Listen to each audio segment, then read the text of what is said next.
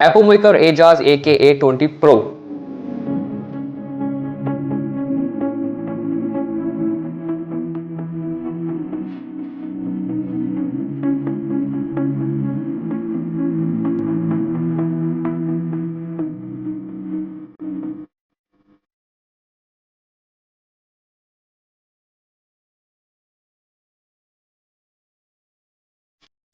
ये एक 75% mechanical keyboard है और भाई ये one of my favourite keyboard में से एक है, क्योंकि ये एक थॉक कीबोर्ड है जो कि थॉक साउंड प्रोड्यूस करता है और इसके अंदर यहाँ पे हमें वॉल्यूम नॉब भी देखने को मिलती है और एक छोटी सी TFT डिस्प्ले भी देखने को मिलती है। और सारे फीचर्स अगर अभी बता दूंगा तो पूरी वीडियो कैसे देखोगे, तो क्विक अनबॉक्सिंग कर लेते हैं। तो ब्लैक एंड रेड के कॉम्बिनेशन में अपना कीबोर्ड का बॉक्स आ जाता है और जैसे ही हम बॉक्स को यहाँ पे ओपन करते हैं ना, तो सबसे ऊपर ही अपना यहाँ पे कीबोर्ड रखा हुआ मिल जाता है। फिलहाल के लिए कीबोर्ड को रखते हैं साइड में और देख लेते हैं बॉक्स के अंदर हमें यहाँ पे क्या चीजें मिलती हैं। एक मिल जाता है यहाँ पे हमें की कैप एंड स्विच पुलर और एक मिल जाती है हमें यहाँ पे type A to type C USB cable और केबल की क्वालिटी यहाँ पे काफी अच्छी है और काफी लंबी चौड़ी भी यहाँ पे केबल देखने को मिलती है। और एक मिल जाती है यूजर मैनुअल, अलग अलग यहाँ पे लैंग्वेज में यूजर मैनुअल मिलती है। इस वीडियो को देखने के बाद आपको इसकी नीड बिल्कुल भी नहीं होगी। और भाई बात करें अपने कीबोर्ड की, तो ऐसा कुछ हम यहाँ पे हमें कीबोर्ड देखने को मिल जाता है। ऊपर ही एक यहाँ पे प्लास्टिक का कवर लगा हुआ है डस्ट वगैरह से प्रोटेक्ट करने के लिए। और मैं यहाँ पे आपको रिकमेंड करूंगा कि जब भी आप कीबोर्ड को यूज ना करो ना, तो इस प्लास्टिक के कवर को ऐसे ही लगा दो। ये आपके कीबोर्ड को काफी हद तक प्रोटेक्ट करेगा डस्ट वगैरह से। एक बार आप तसल्ली से जरा कीबोर्ड को देखो, कितना सुंदर कितना प्यारा कीबोर्ड है। यहाँ पे हमें 3 तरीके की कॉम्बिनेशन देखने को मिल जाते हैं। ऑफ व्हाइट देखने को मिलता है, ग्रे है एंड येलो है। और कितना सुंदर डिजाइन है इसका। जब भी मैंने आपको बोला था कि one of my favourite keyboard में से है ये कीबोर्ड। ब्लैक कलर का मैं यहाँ पे फ्रेम देखने को मिल जाता है। और अगर मैं इधर की बात करूँ तो यहाँ पे छोटी सी एक TFT डिस्प्ले देखने को मिल जाती है जिसके ऊपर एक रैप लगा हुआ है। और कीबोर्ड के पीछे की अगर मैं बात करूँ तो यहाँ पे हमें 2 लेवल ऑफ एलिवेशन क्लिप्स देखने को मिल जाती है, जिनसे कीबोर्ड की हाइट कुछ इतनी हो जाएगी और काफी अच्छी यहाँ पे हमें क्वालिटी देखने को मिल जाती है। और यहाँ पे हमें मैग्नेटिक वायरलेस डोंगल देखने को मिल जाती है जो कि कुछ ऐसे अटैच हो जाती है यहाँ पे मैग्नेटिकली, तो गिरने वगैरह के चांसेस बिल्कुल भी नहीं है। यहाँ पे विंडो और मैक पे टॉगल करने के लिए एक बटन दे रखा है और एक बटन यहाँ पे हमें मिल जाता है ब्लूटूथ, USB और 2.4 GHz पे यूज करने के लिए। और यहाँ पे रबड़ की पैडिंग दे रखी है जिससे डेस्क पे रखने के बाद ना कीबोर्ड बिल्कुल भी स्किट नहीं करेगा। बात करते हैं इस कीबोर्ड के कुछ स्पेसिफिकेशन की, तो कंप्लीट ABS प्लास्टिक में हमें यहाँ पे कीबोर्ड देखने को मिल जाता है, जिस वजह से इस कीबोर्ड का जो वेट है वो यहाँ पे 791 ग्राम देखने को मिल जाता है। तो जितना हेवी हमारा कीबोर्ड होता है ना, उतनी अच्छी यहाँ पे हमें बिल्ड क्वालिटी देखने को मिल जाती है। और ट्राई मोड कनेक्टिविटी हमें यहाँ पे देखने को मिल जाती है, तो ब्लूटूथ, डोंगल और वायर्ड पे आप इस कीबोर्ड को यूज कर सकते हो। और ये जो कीबोर्ड है हमारा कंपैटिबल है, फिर हमारा विंडोज हो गया या फिर चाहे हमारा मैकबुक हो गया, तो दोनों सिस्टम पे आप इसको यूज कर सकते हो। यहाँ पे हमें मैग्नेटिक अटैचमेंट देखने को मिल जाती है पीछे डोंगल की, जो कि काफी अच्छा मुझे फीचर लगा इस कीबोर्ड में। और मेटल की नॉब देखने को मिल जाती है फॉर वॉल्यूम कंट्रोल, तो ऑन द गो अगर आपको वॉल्यूम कंट्रोल करनी है तो आप कीबोर्ड के थ्रू वॉल्यूम को कंट्रोल कर सकते हो। तो बात करते हैं अभी यहाँ पे की कैप्स और यहाँ पे स्विचेस के बारे में। तो यहाँ पे हमें डबल इंजेक्शन मोल्डेड PBT की कैप्स देखने को मिल जाते हैं, जिनकी क्वालिटी यहाँ पे टॉप नॉच देखने को मिलती है। बट यहाँ पे सैडली कोई भी पास थ्रू लाइटिंग देखने को नहीं मिलती, क्योंकि एक थॉक कीबोर्ड है, तो यहाँ पे पास थ्रू लाइटिंग जो है हमें देखने को नहीं मिलती है। एजाज के गिफ्ट स्विचेस आते हैं जो कि ऑलरेडी प्री ल्यूब्ड है, तो यहाँ पे आपको कोई भी ल्यूब्ड वगैरह लुब्रिकेशन करने की जरूरत नहीं है इनकी स्विचेस वगैरह में। और ये जो कीबोर्ड है ना, ये हमारा हॉट स्वैपेबल फीचर के साथ आता है, तो यहाँ पे इन फ्यूचर अगर आपको स्विचेस वगैरह चेंज करने हैं ना, 3 पिन या फिर 5 पिन के कोई स्विचेस लगाने, तो आप वो इजिली इसमें कर सकते हो। बट आई थिंक उसको करने की आपको नीड नहीं पड़ेगी, क्योंकि ये जो कीबोर्ड है ना ऑलरेडी इतनी अच्छी साउंड को प्रोड्यूस करता है कि भाई आपको यहाँ पे कोई भी मॉडिंग वगैरह करने की जरूरत नहीं पड़ेगी या स्विच चेंज करने की जरूरत नहीं पड़ेगी। बस अभी थोड़ी देर में साउंड टेस्ट भी इसका आने वाला है। और अगर मैं इसकी LED की बात करूं तो यहाँ पे हमें साउथ फेसिंग LED देखने को मिलती है, नॉर्थ फेसिंग LED देखने को नहीं मिलती, जो कि बहुत गंदी फीचर लगता है मुझे कीबोर्ड के अंदर। यहाँ पे अच्छी बात यह है कि हमें साउथ फेसिंग LED देखने को मिल जाती है। और जैसे कि मैंने आप लोगों को बोला कि साउंड टेस्ट अभी आने वाला है, तो एक प्यारा सा छोटा सा साउंड टेस्ट आप सभी के लिए।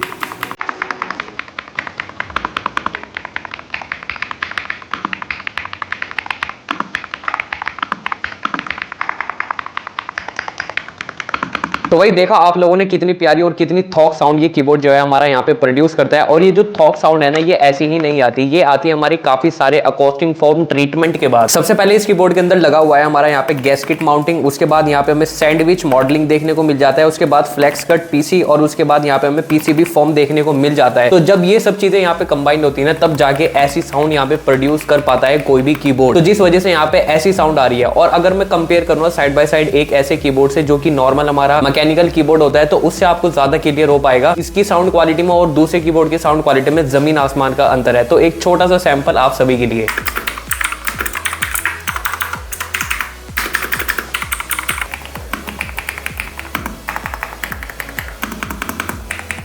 फीचर्स की अगर मैं बात करूं तो यहाँ पे हमें विंडो लॉक बटन देखने को मिल जाता है, मल्टीमीडिया हॉट कीज का सपोर्ट देखने को मिलता है, ऑल की एंटी घोस्टिंग ये कीबोर्ड सपोर्ट करता है, एंड एन की रोल ओवर भी हमें यहाँ पे देखने को मिल जाता है। 1000 हर्ट्ज का हमें पॉलिंग रेट देखने को मिल जाता है, और ऑन ब्लूटूथ ना आप अप टू 3 डिवाइसेस कनेक्ट कर सकते हो इस कीबोर्ड से। तो यहाँ पे फीचर्स की अगर मैं बात करूं तो सारे फीचर्स हमें यहाँ पे देखने को मिल जाते हैं। 4000 mAh की हमें यहाँ पे बैटरी देखने को मिल जाती है। अगर आप RGB ऑफ पे यहाँ पे कीबोर्ड को चलाते हो तो अराउंड आपको 1 महीने का बैटरी बैकअप देखने को मिल जाएगा, और RGB ऑन करने पर आपको यहाँ पे 2 से 3 दिन का बैटरी बैकअप देखने को मिल जाएगा। और एक LED इंडिकेटर भी देखने को मिल जाता है जो कि हमारी बैटरी परसेंटेज को यहाँ पे बताता है, और चार्जिंग है कीबोर्ड में या फिर नहीं वो इंडिकेट यहाँ पे कर देता है। और मुझे पता है कि आप सब लोग बड़ी बेसब्री से इंतजार कर रहे हो इस कीबोर्ड के अंदर लगी हुई छोटी सी स्क्रीन का। तो इस कीबोर्ड के अंदर हमें यहाँ पे 0.85 इंच की TFT स्क्रीन देखने को मिल जाती है, और इस TFT स्क्रीन के अंदर ना सबसे पहले आप यहाँ पे डेट एंड टाइमिंग देख सकते हो, बैटरी परसेंटेज देख सकते हो, और यहाँ पे कनेक्टिविटी का भी ऑप्शन देखने को मिल जाता है, जैसे कि हमारा कैप्स लॉक हो गया या फिर नम लॉक हो गया, वो हमारा ऑन है या फिर ऑफ है। और अगर इस TFT स्क्रीन को आप कस्टमाइज करना चाहते हो तो यहाँ पे FN+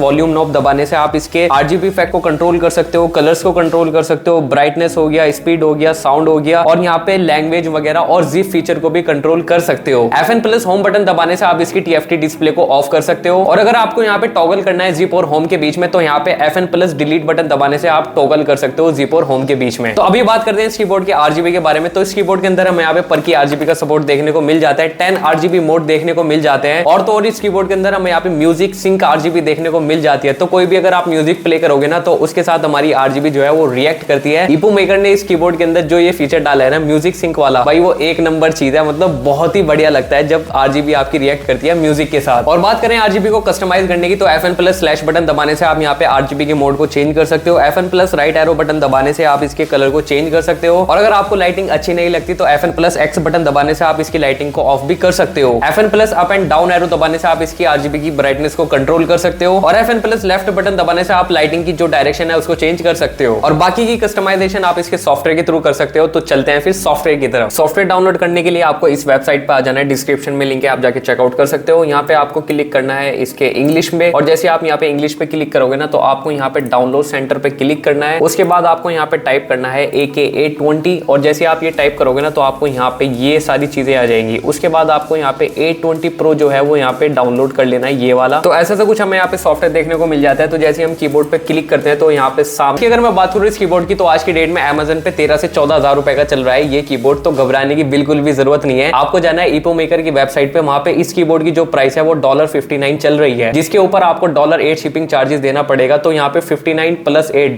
$59 + 8 यहाँ पे हो जाएगा हमारा इंडियन रुपीज में 5688। तो अगर मैं उस हिसाब से इस कीबोर्ड को जज करूँ ना तो भाई यहाँ पे ये कीबोर्ड जो है वो ऑलराउंडर है, मतलब ऐसा कीबोर्ड आई डोंट थिंक यहाँ पे इंडिया में कोई मैन्युफैक्चर भी कर रहा है जिस प्राइस रेंज पे और जितने स्पेसिफिकेशन के साथ ये कीबोर्ड हमें देखने को मिलता है। कंक्लूजन की बात कर लेते हैं तो इस कीबोर्ड की कंपटीशन में हमें यहाँ पे क्रियो का स्वैर्म देखने को मिल जाता है, और इस कीबोर्ड की प्राइस आज की डेट में 5999 चल रही है Amazon पे, जबकि हमारा ईपो मेकर का जो कीबोर्ड है वो 5688 का देखने को मिलता है। चाहे मैं बात करूं यहाँ पे प्राइस की, चाहे मैं बात करूं यहाँ पे स्पेसिफिकेशन की, हमेशा हमारा ईपो मेकर का कीबोर्ड ही विन करने वाला है, क्योंकि उससे ज्यादा फीचर हमें इसके अंदर देखने को मिल जाते हैं। और जो इसके अंदर वो TFT स्क्रीन देखने को मिलती है ना, उसके लिए तो भाई हर बंदा जो है ना वो इसी कीबोर्ड को यहाँ पे चूज करने वाला है। बाकी हम क्रियो को भी जल्दी परचेज करेंगे और डिटेल रिव्यू करेंगे दोनों कीबोर्ड को साइड बाय साइड रखे कि भाई दोनों के अंदर हमें यहाँ पे क्या क्या देखने को मिलता है। और अगर आपका 5 से 6 हजार रुपए का बजट है ना तो आप इस कीबोर्ड को परचेज कर सकते हो, डिस्क्रिप्शन में लिंक है, आप जाके चेकआउट कर सकते हो। इनकी वेबसाइट से ही परचेज करना, गलती से भी Amazon पे परचेज मत कर लेना। मिलते हैं फिर किसी और नेक्स्ट वीडियो में, तब तक के लिए बाय।